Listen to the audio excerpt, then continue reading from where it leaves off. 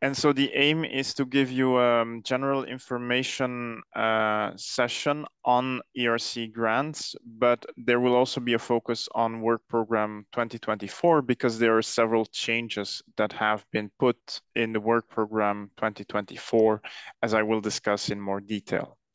So maybe first of all, what is the ERC? Is probably going to be the first part of my talk. So I'm going to introduce the ERC and the ERC grant schemes. And then afterwards, I will come to the application and evaluation process, which is probably the most interesting part for you.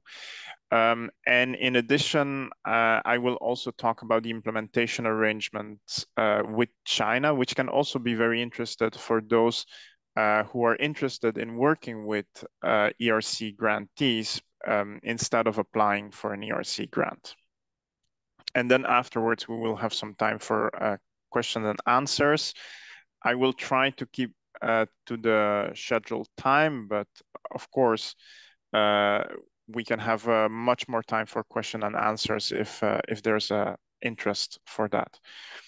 So let me jump to the ERC and the ERC grant scheme. So the ERC is part of Pillar 1 within the framework program of Horizon Europe. So it's one of those programs that fits within excellent science. And throughout the entire Horizon Europe budget, 16 billion has been allocated to the ERC over the period of 7 years. That corresponds, roughly speaking, to 17% of the entire Horizon Europe budget.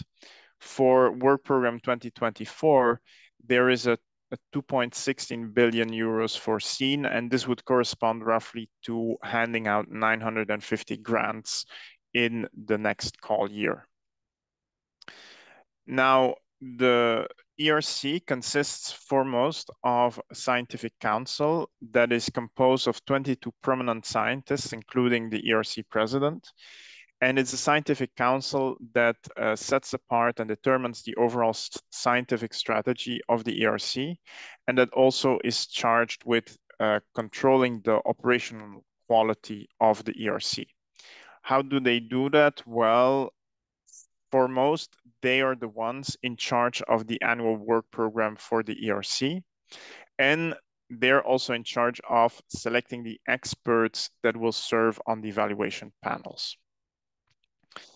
The Scientific Council is an independent organ in this sense. And so they also determine the principles on which the ERC is run.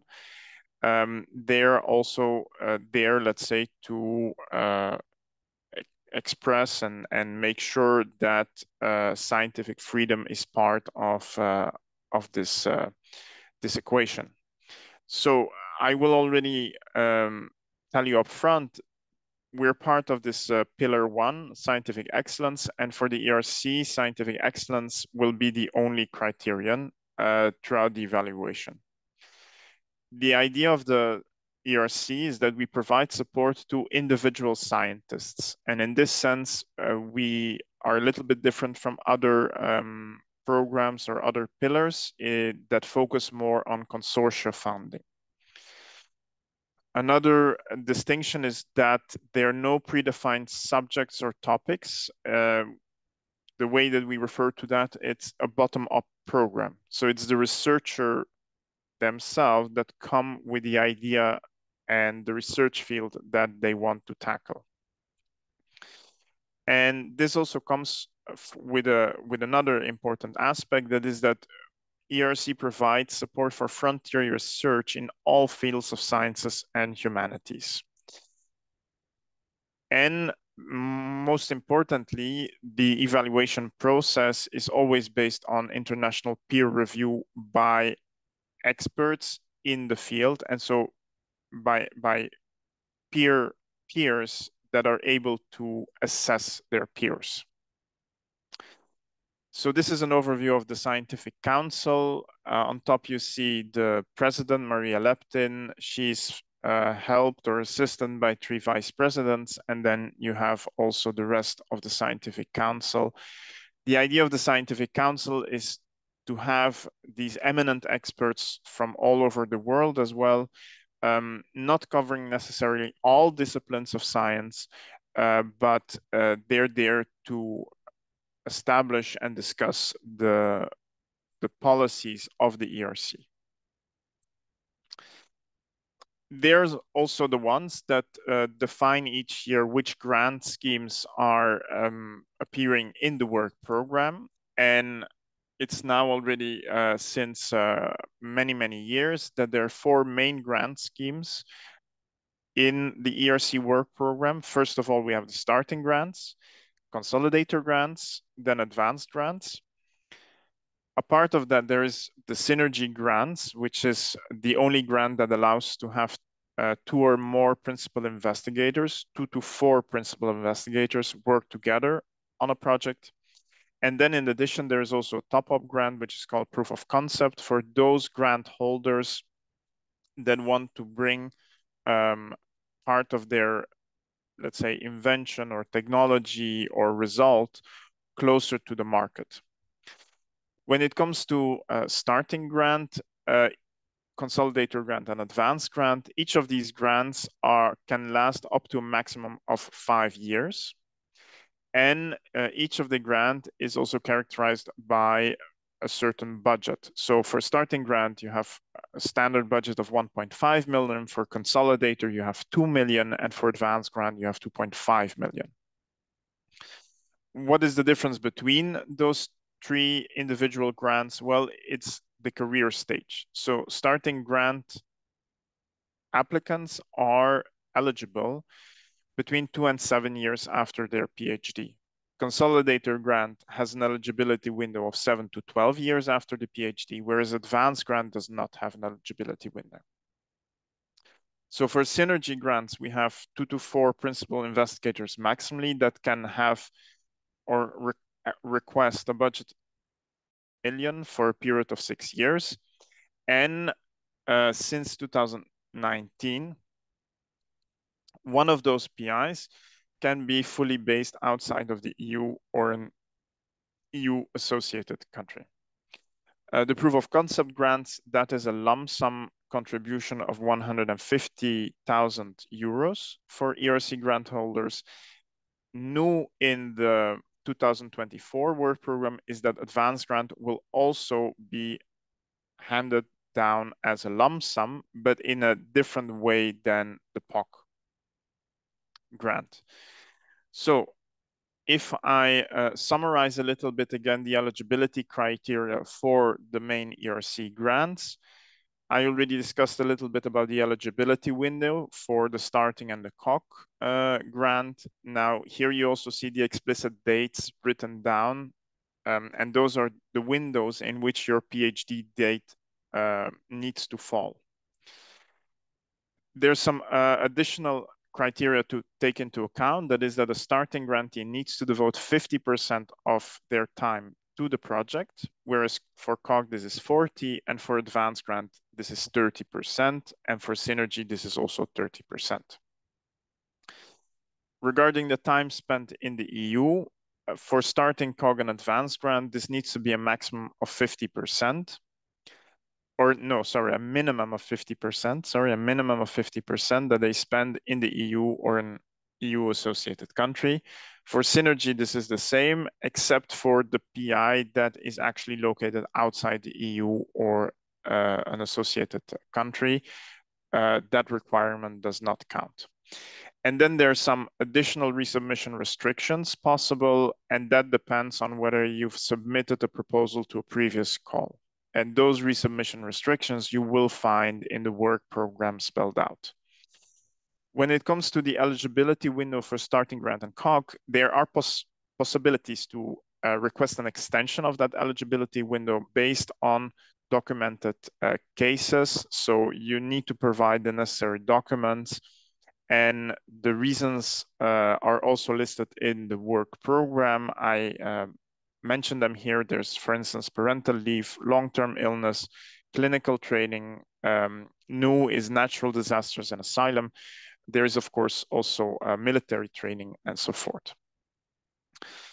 Now, why would you be interested in an ERC grant? I think the important aspect to realize is an ERC grant is a seal of excellence, and it offers you as a researcher independence, recognition, and visibility for many years. So one of the key characteristics is that you can work on a research topic that you choose yourself. And so this is due to the bottom-up perspective of ERC grants. So there are no predefined topics, and you can choose your problem that you want to solve in your area of expertise. When it comes to the financial aspects, ERC grants provide you a long-term grant, and so it gives you financial autonomy for 5-6 years. It also puts you in a very good condition to negotiate your working conditions with the host institution.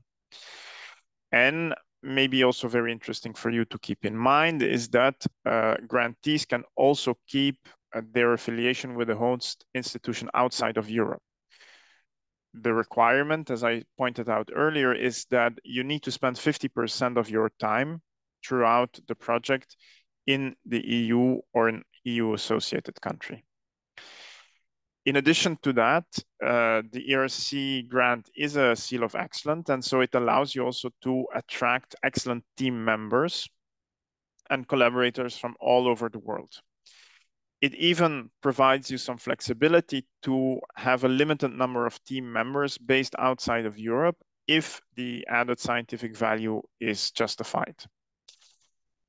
When you have an ERC grant, the ERC grant is tied to you as a principal investigator, and so portability of the grant is also a very important aspect or principle of ERC grants. And so if you're already living in an EU member state or an associated country, then basically you can move within the EU or an associated country. Or if you're now living in China and you want to move to the EU or an associated country, you can actually use the ERC grant to move to Europe or an associated country.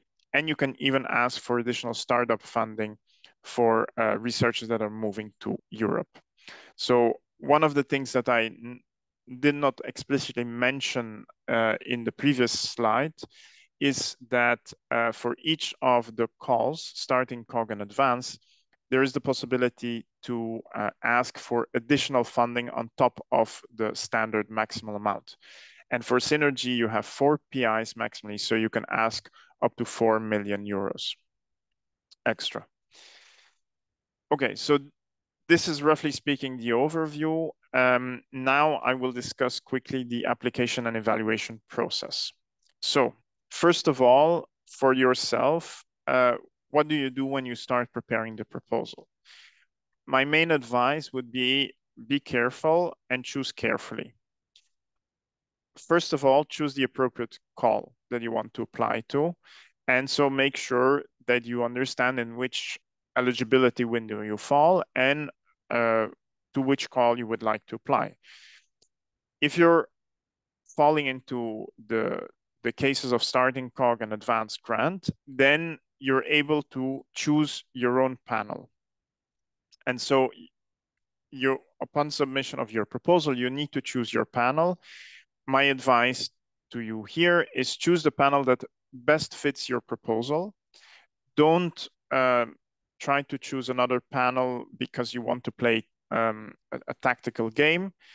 In the end, the success rate in each panel is the same. And the reason for that is that the budget distribution by panel is based demand-driven.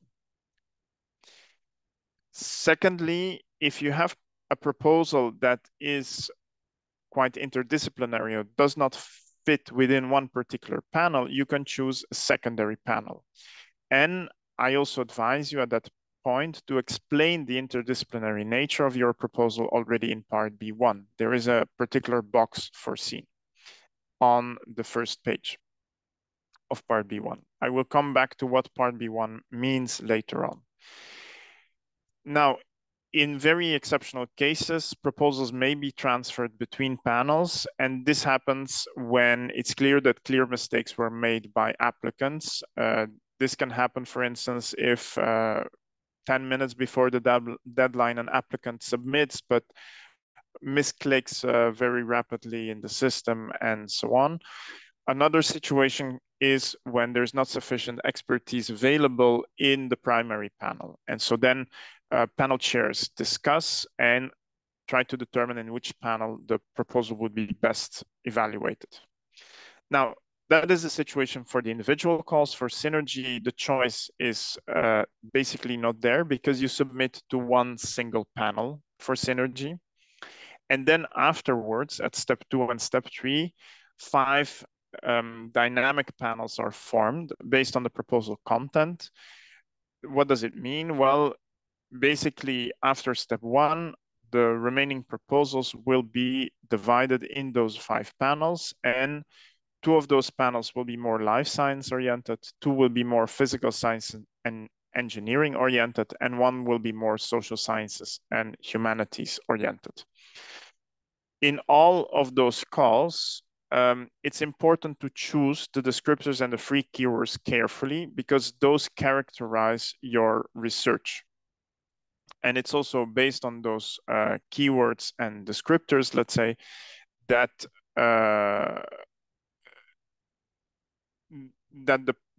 panel chairs are able to see how it fits in the panel and so forth.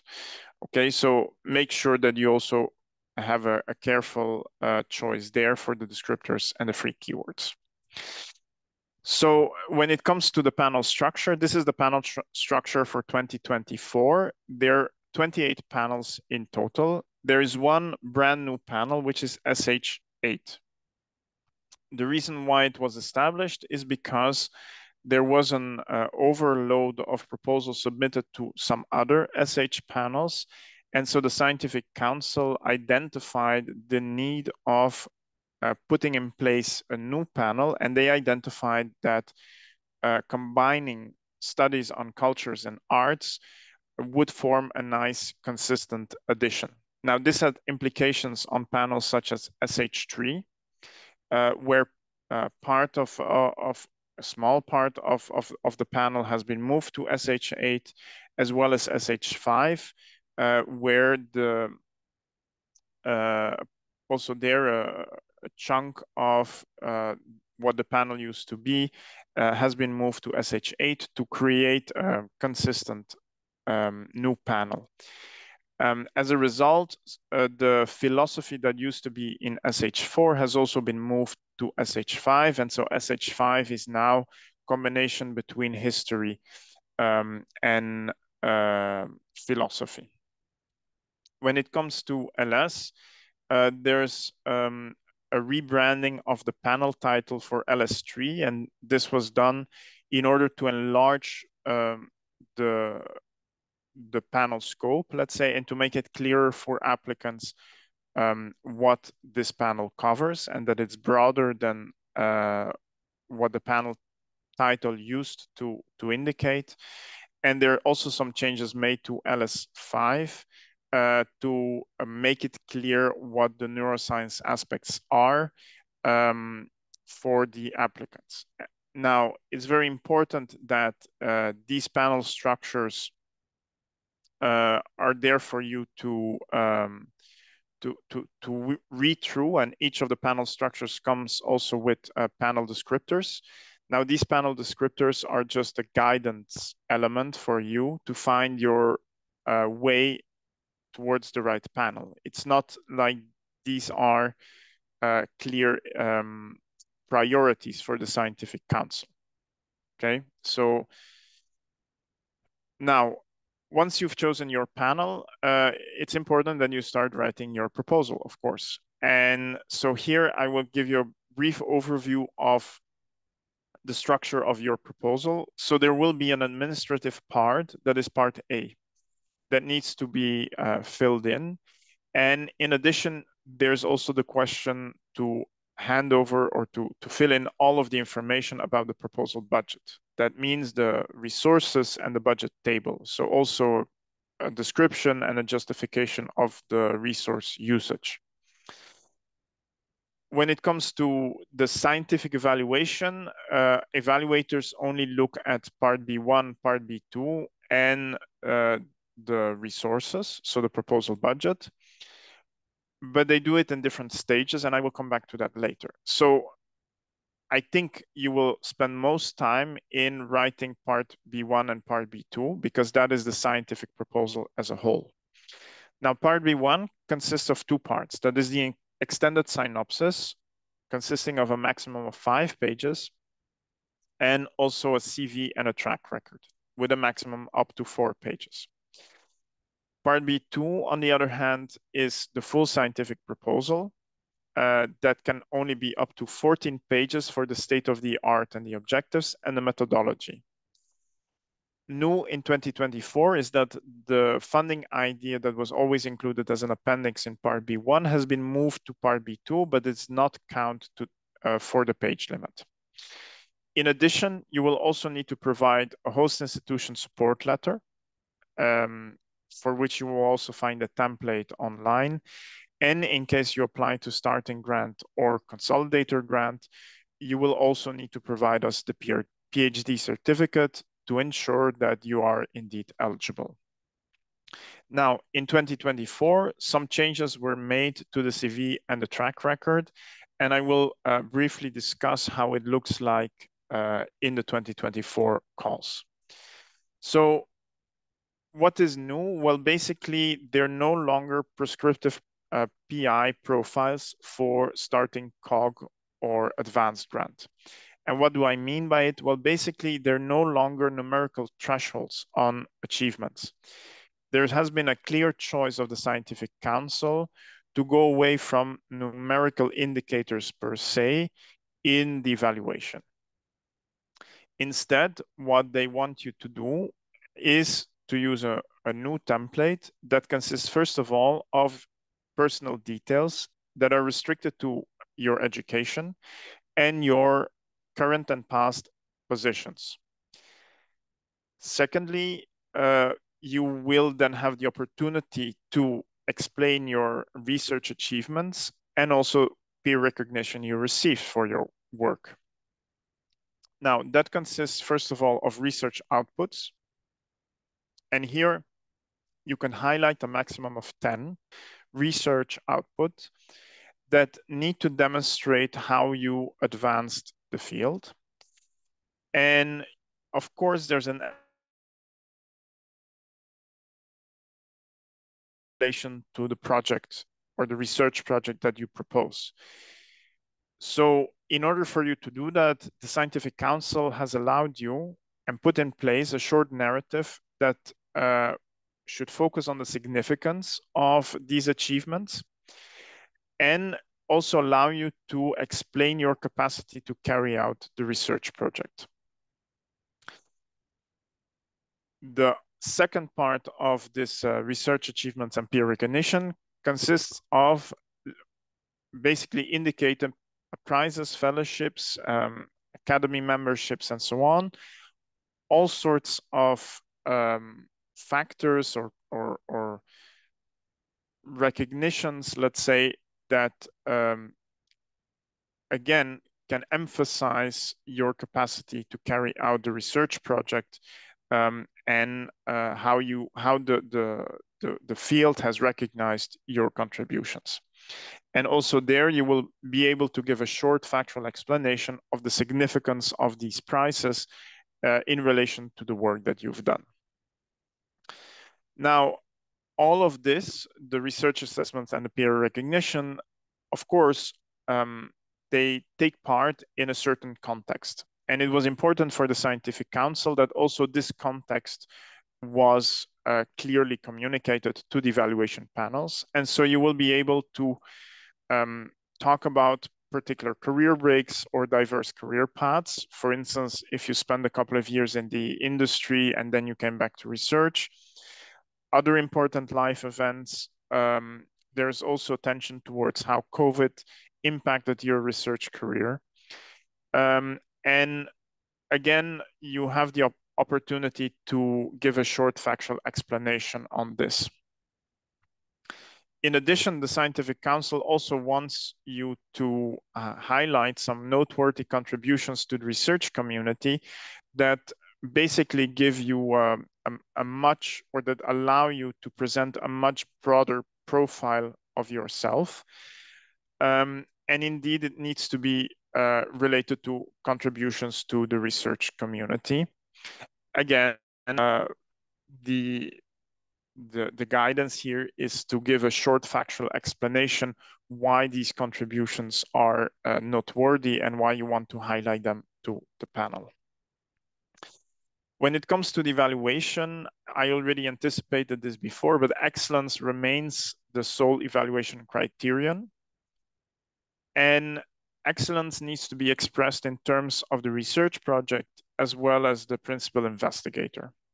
So what will be evaluated for the research project? That is its groundbreaking nature, the scientific impact, and the scientific approach, meaning the feasibility. And the excellence of the principal investigator is expressed first in terms of intellectual capacity and creativity, but also in commitment to the project.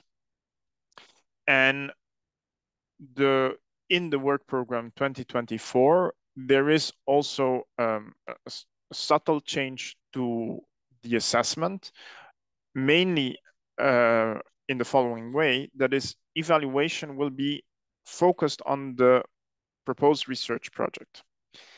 And so panels will need to evaluate the research project based on its groundbreaking nature, the ambition, potential impact, as well as the feasibility of the scientific approach. And in addition, they will also evaluate the PI, but in the 2024 work program, or from then onwards, the primary focus will first be on the research project, and then afterwards, the PIs will be evaluated based on their intellectual capacity, creativity, and commitment. And the idea is that from that evaluation, it should be clear that the PI has the required scientific expertise and capacity to successfully execute the project. So how does the evaluation process for the individual calls? There is one submission and a two-step evaluation process. And so all of the documents that I've highlighted previously for the individual calls will need to be submitted by the call deadline. Now, what happens then is step one, there will be a remote phase in which the panel members evaluate all of the proposals submitted to their panel. And that means they will only review part B1. At the panel meeting, they will decide which proposals can pass to step two. How do they do that? Well, they give particular scores to the proposals. And first of all, they will choose proposals that will not be retained to go to the next step. Those will receive a score B and C. And that feedback will also arrive at the applicants why the proposal was not competitive enough to pass to the next step. New since this year is that the panel can give an A score not invited. And the reason for that is that the Scientific Council has put a cap on the number of proposals that can pass to step two. There is a limit of 44 proposals to pass to step two. And so proposals that are deemed of high quality but cannot pass to step two because of this cap will receive an A not invited score. Proposals that are invited for further evaluation will pass to step two. They will be assessed remotely by panel members and remote reviewers. And now it will be the full proposal, part B1 and part B2. Again, there will be a panel meeting and the successful step two applicants will be asked to attend the interview, the remote interview for starting COG and advanced grant. And at the end of that process of the panel meeting, the panel will put together a rank list of proposals and again, decide which proposals are A and which proposals get a B score and which proposals are funded. And again, that information goes to the applicants. For Synergy, the process is a little bit longer. There's an additional step. So there are 3 steps. So step 1 is very similar. But from step 2, what happens there is, again, proposals are evaluated by panel members and remote reviewers. Panel members come together and decide which proposals pass to step 3. And step 3 consists now of interviews. So at the panel meeting of step 2, there will be proposals that will not pass to the interview. Again, that feedback will be shared with the applicants. There are proposals that will pass to step 2. They receive an A score. They will be invited in person to the interview. And at the end of that panel meeting, again, the panel makes up a ranked list, scores the proposals A and Bs, and decide which proposals should be selected for funding. So this is a quick overview of all the changes that are there in the work program. So if I can highlight some important aspects for you. So first of all, there are new panels and some changes in the descriptors. There's a new way of putting together your CV and track record. So pay attention to that. When it comes to the evaluation, the assessment is on the research and on the research project. So focus on the groundbreaking nature, the ambition of the project, the feasibility of the scientific approach. And in terms of the evaluation procedure, there will be a cap of proposals passing to step 2, a cap of 44. When it comes to advanced grant will be offered only in the form of lump sum, but all of the main characteristics of ERC grants will remain, of course, available. This is the overview of the current call calendar. We have 3 open calls at the moment. There's Starting Grant, which opened already in the summer. There is Synergy Grant as well, and Consolidator Grant. The first one to close will be Starting Grant, then Synergy Grant, and then Consolidator Grant. Advanced Grant will open later this year. So maybe some quick misconceptions to be helped out of this world. So first of all, the budget is distributed among the scientific panels as a function of the demand. So basically, it's the number of proposals that are submitted to a particular panel that determine the panel budget.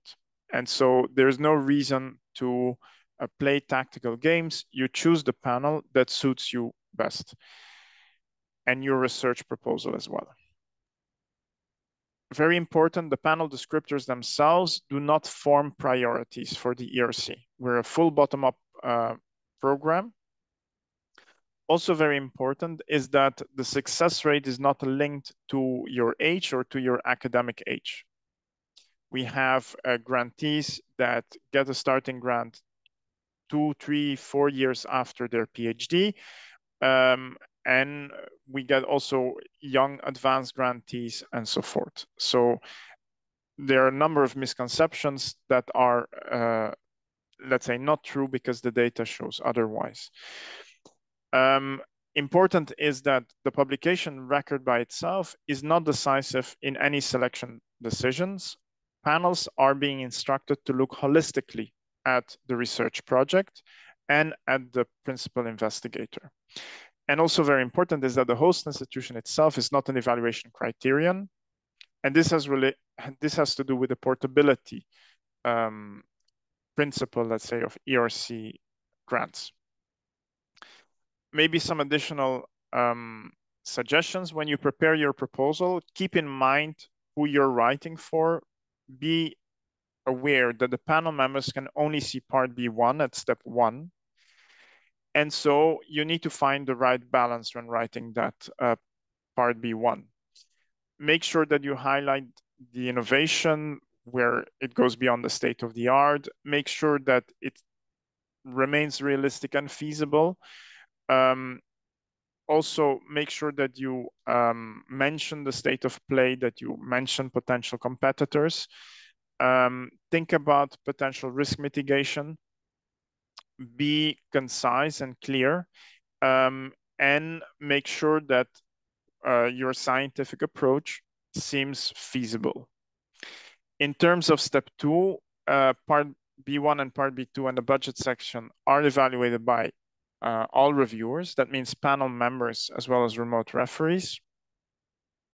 And here the advice is to provide as many details as possible for the panel to make a well motivated and reasoned decision. So don't just give a verbatim repetition of the synopsis, but use the space to clearly explain the state of the art, your own methodology and work plan, and provide also here the risk mitigations, risk mitigation strategies if there's a certain part of your work that is particularly high risk. Explain also your resources, your involvement of team members, and make sure that all of these resources are reasonable and well justified. When preparing your proposal, you can always call on help. So there you have the call documents. So feel free, or I encourage you to read them. That is the work program and information for applicants. Register early on the funding and tender portals and go there early to make sure that everything works. Make sure that you have all the documentation ready, and when you mention your collaborators or people you would like to work with, make sure that you get a written consent from them that they're mentioned in the proposal. If you have any other particular questions, you can also always contact the functional mailboxes regarding to the different calls. Maybe some final words about implementation arrangements. So the ERC has a number of implementing arrangements, and that offers the possibility of researchers and scientists to actually visit and collaborate with ERC research teams. Now, the funding usually comes from the non-European agencies, and the non-European agencies are, let's say, happy to provide funding for these researchers to visit the ERC projects. So just to give you an overview, the ERC has signed about 17 implementing arrangements from 13 different countries, US, Canada, Mexico, to Japan, Korea, China as well. And in the case of China, it's the National Natural Science Foundation. And how does it work? Well, this particular arrangement was signed in 2015, and it provides opportunities of Chinese researchers that are already a holder of these Natural Science Foundation grants to pursue research collaboration with ERC. Go on a long-term visit or even multiple short-term visits to work with that ERC grantee on the research project. And so basically it will be the NSFC that continues to reimburse the research expenses during that period, but the ERC grant itself can cover expenses that are related to the research during the visit. Okay, and that will be based on a subsistence cost on a per diem basis. As far as the data goes back between 2015 and 2021, we had 18 researchers that would visit from China. So that were successful. So how does it work? Well, first of all, there's several actors involved in this. So that is why you see a very bright color coding. The ERC first launches a call for expression of interest to the principal investigators of ERC grants. Those ERC grantees respond and say, yes, I'm interested to host a scientist from those and those and those countries. Then the ERC collects that information and sends it to the relevant national funding agencies with whom we have an implementing arrangement. Then the national-based funding agency themselves launch a call of interest to eligible scientists. And so then you come in and you basically contact the ERC principal investigator with whom you would like to work together, and you make sure that you get the agreement on a possible research visit. So the principal investigator accepts or not this research visit. And if they accept it, they need to give you a letter of support. Both the PI and the host institution together will give you a letter of support that you then send to your national-based funding agency. They evaluate the proposal and see which ones to fund. And then once you have, let's say, the grant or the funding, then you can start planning your research visit. Now, it's important to be very aware about the following facts, namely the ERC itself. We will not intervene in the communication between the ERC PI and potential visitors. The ERC is not involved in the selection of these visiting scientists. That is done by the non-EU funding agencies. The visit needs to be done during the lifetime of the ERC project. And of course, it's important that any collaborations that are planned are, of course, in a similar area of research as the project. So if you're working, I don't know, in social sciences or humanities, and you want to visit a mathematics project or something that has nothing to do with your research, that will, of course, not fly. So you need to be, of course, reasonable in this. And of course, during the duration of your visit, you as a visiting researcher will be incorporated in the research team of this funded PI. So if you have more, or if you want more information about that last opportunity, namely the implementing arrangements, then this is the information for you. And if you have other questions, I would be happy to transfer you also to our website or to our social media channels. And that's more or less what I had to say to you now.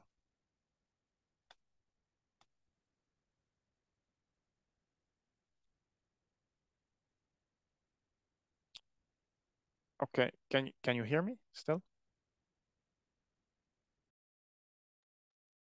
Anna, you're muted. So I have the feeling so that there could be Anna some cannot... problem with Anna's microphone. Do you hear me, so Mr. Stassen? Yeah, okay, good. Well, maybe we can just start with the Q&A as it comes from in the chat box over here. The first question is from Yang Ye, who was wondering if a researcher's research is cross-disciplinary, for example, neuroscience and immunology, how would you choose the right panel to submit to? Thank you very much. So, well, okay. First of all, I think you need to understand what is the research project that you want to do. Where does the emphasis lie? And which descriptors capture it the best? If it lies really in between those two panels, I would select the panel where you feel most comfortable going. Let's say I hope that there is a prevalence there, so that there is a but always indicate the second panel and make clear already from the start the interdisciplinary character. So on part B1, you have the opportunity to indicate why you selected a secondary panel. Right. So this was a question from Jan here. I think Anna might be with us again. There was a hosting issue. Are you there, Anna? Yeah, sorry about that. I wasn't host anymore, so I was not able to unmute myself anymore. Thanks for taking over, Halder. So let's continue. We are receiving some questions. The presentation was very packed of information, and I think it raised different questions. There's a European researcher who has been working in China for quite a few years, and he's asking, are European researchers who work and would like to stay at a Chinese university eligible to apply, perhaps in a collaborative scheme with a European-based principal investigator? Yeah, so this is also a very good question. So basically, everybody around the world is able to apply to the ERC, all nationalities. However, if you apply with an individual grant scheme like starting, COG, or advanced grant, you as a PI need to apply with a European host institution or a host institution in an associated country.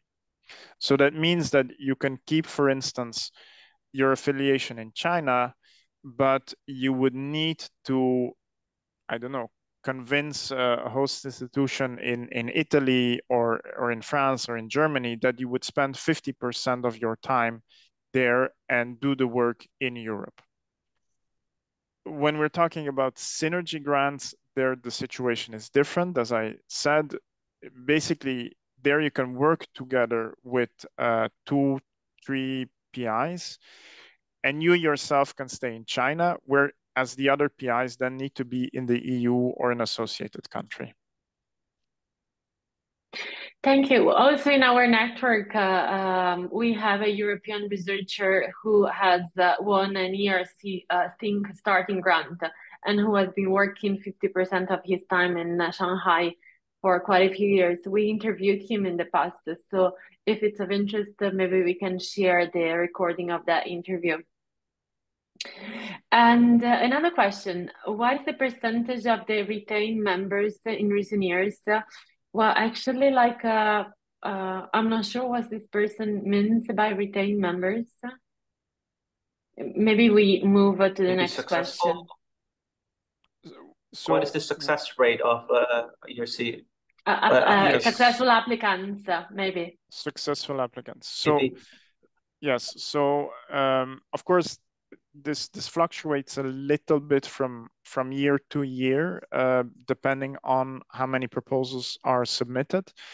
The Scientific Council always tries to make sure that the success rate between the calls is also somewhat stabilized, but this is more difficult.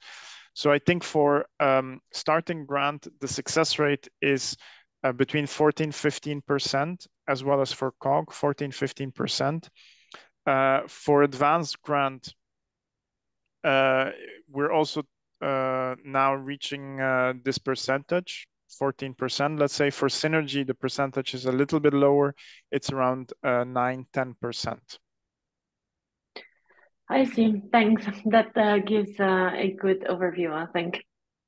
And another question is regarding the synopsis. So what does it contain normally? So the extended synopsis in part B1 should contain your idea. Basically, should be a short summary of your research project. What is your idea, and how are you going to tackle the problem? So the elements to include would be, for instance, you describe briefly what the problem is that you want to solve. You briefly discuss, let's say, what has been done already in the past to sketch the state of the field, let's say. And you also describe then, or you focus on what your ideas and how you want to tackle that problem and how you want to solve it. And so those are the elements that should be part of this extended synopsis. And in order to understand what you write best is you need to be aware that panel members only review this extended synopsis about your research project. So you need to make sure that you write it in an understandable way and that they can pick out the ambition of your project, the novelty, the impact in the field, and also the feasibility in I would say in a fast and efficient way, so that they don't have to look for it too much, because you also need to take into account that these panel members have a lot of proposals to review at step 1. Thank you. And it's almost 11 in Brussels. Can we take a few more questions? Do you have a few more minutes? Absolutely. Wonderful. Yes. Okay, so I'll move on. We have a person who's asking a couple of questions. One related to eligibility that I think is going to clarify also some other questions we're receiving from other people.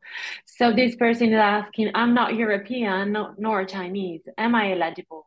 And secondly, he's also asking if the person who is applying shall find the host institution and the laboratory before submitting the application to the ERC. Okay, so when it comes to your nationality, you don't need to be you don't need to have an EU nationality or a Chinese nationality. We accept all nationalities. But indeed, you would need to find a host institution that supports you before the call deadline. And why? Because you need the support letter from the host institution. So the nationality, your nationality as a researcher does not matter, but you need to find a host institution, a place in Europe that will host you for the 5 years and that is willing to give you this host institution support letter. Okay. Thank you. Just to clarify also regarding a question we received later, you can apply any nationality and also from anywhere in the world when you apply. It doesn't matter. Yes, it doesn't matter. From anywhere in the world, any nationality. What is important, of course, is that you have a host institution in the EU or an associated country. Wonderful. I think that's very clear. We have a question about if I apply and I receive score B or C, can I still reapply the following year with the new revised proposal? So I think we're talking here about the scores at step 1. Yeah. And the practice that was always in place is that if you have a score B or C at step 1 in starting COG or advanced grant, you cannot apply to the subsequent call. However, these are restrictions that are decided every year by the scientific council in each work program. So I cannot predict you whether if you apply now and you get a BSc, you cannot apply to work program 20, to the call calendar 2025, because scientific council might change this. At the moment, there will be continuity, and my feeling is that if you get a B or a C at step 1 now in 2024, you will not be able to apply to starting or COG or advanced in 2025. However, you can apply to Synergy 2025. So there are no resubmission restrictions between the individual calls and the Synergy call. New in work program 2024 is that you actually might get an A not invited at step 1. And that will give you the possibility to reapply to next year. Okay, thank you. And correct me if I'm wrong, but I think the suggestion here would also be in general to prepare your application as good as possible. If you think you could do it better, you don't have enough time and the resources at the moment, probably it's better to postpone it to the following year and to make it as good and as excellent as possible, because excellence here is really the criterion. Absolutely, yes. And yeah, thank you. And okay, there's one person that is saying that he or she noticed that feasibility is a key criterion for ERC starting grants 2024. And he heard from some successful applicants that the proposal should be high risk, high gain. So he's wondering if this has changed this year and if the applicants should ensure that the project goals are achievable. Yes, so indeed, the Scientific Council has decided no longer to mention high risk, high gain in the work program. Now, the reason for that is because it often led maybe a little bit to confusion in evaluation panels. Now, Scientific Council is aware that with frontier research, you always have high risk. And so the ERC still encourages um, to applicants to come up with high risk research and high risk research projects. And so, of course, what is important is that whenever you have that high risk, let's say panels need to be able to take that high risk, taking also into account risk mitigation measures that you put forward, also need to make sure that the project remains feasible and that there is also an impact in the field or a high gain in the field. So my advice to you would be you need to come up with the best possible projects that you can put together, that is ambitious, that is groundbreaking, that is frontier research, and that is also feasible, so achievable. And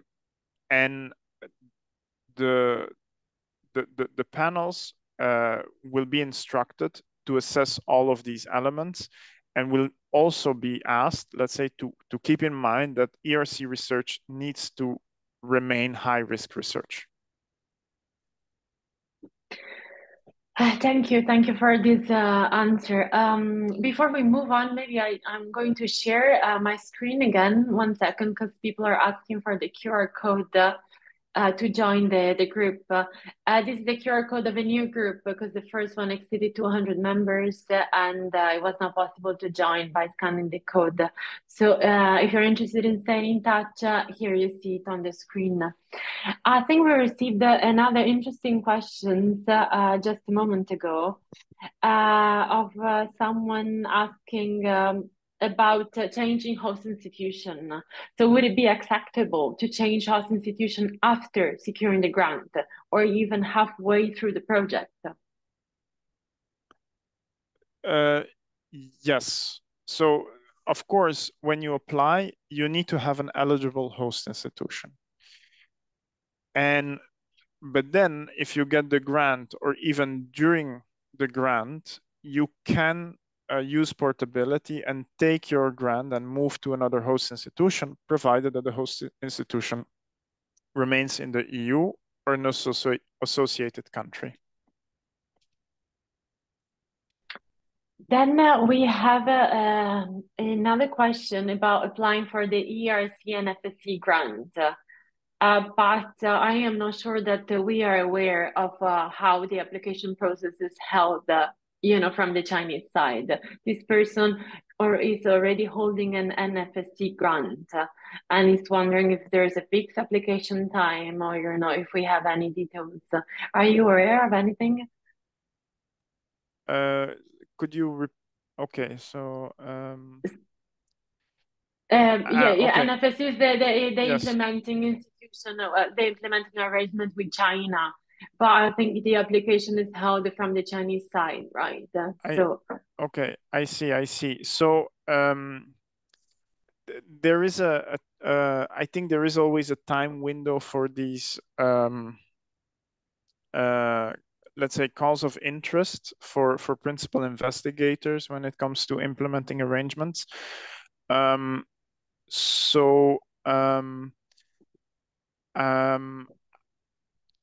personally not aware what the deadline would be or what the process is at the moment. my advice would be to contact the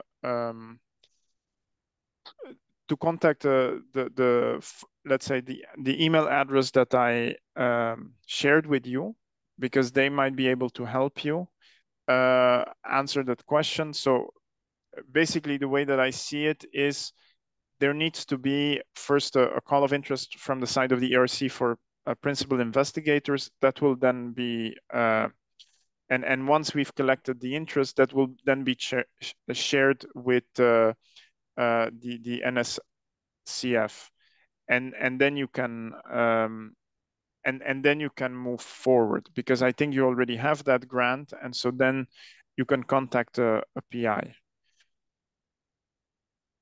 Okay, thanks a lot. I think we mostly covered most of the questions. Some were a bit redundant, so I didn't read them aloud. And I think we can almost come to a close. I will maybe give also my colleague the opportunity to say something. Halder, if you have any comment.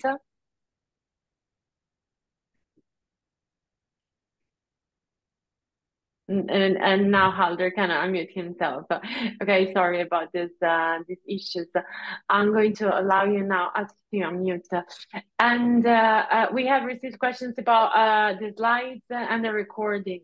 We will make the recording available and also the slides if our speaker agrees, and we will share them in the WeChat group if you joined it, and also on our portal. So you will have them available very soon. Halder, please. Yeah, no, I'm good on this side. I just want to thank Dr. Stassen for his excellent presentation today. You can see on the reaction and all the questions that people were paying a lot of attention, and I'm sure there's going to be some ERC applicants coming out of this. If any of you are going to be following up on this by applying, please let us know in the group. I think it's an excellent platform to sort of keep this conversation going, and we can, if there's some big questions, we could then relay them back to the ERC if we cannot answer them for you, etc. So it's a good opportunity for those that are applying to sort of have a lifeline back to Europe. Thanks again, Dr. Stassen. Yeah, someone was asking if ERC China will support any applicants in reviewing their proposals. We don't have, I think, the competence, and we wouldn't have the time probably to do that.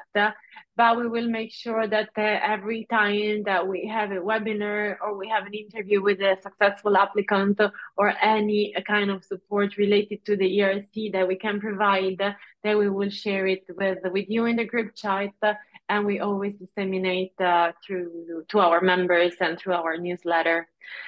So I think we can conclude here. A very big thank you to Dr. Stassen for being with us today. The presentation was very rich, and we will try to follow up with any further questions. Thanks a lot for your time. Thank you very much for having me, and good luck to any potential applicant. Exactly. Good luck. Thanks to everybody for being with us today and participate. I'm gonna close the webinar now. Have a good day. Bye-bye. Bye-bye. Thank you. Bye-bye.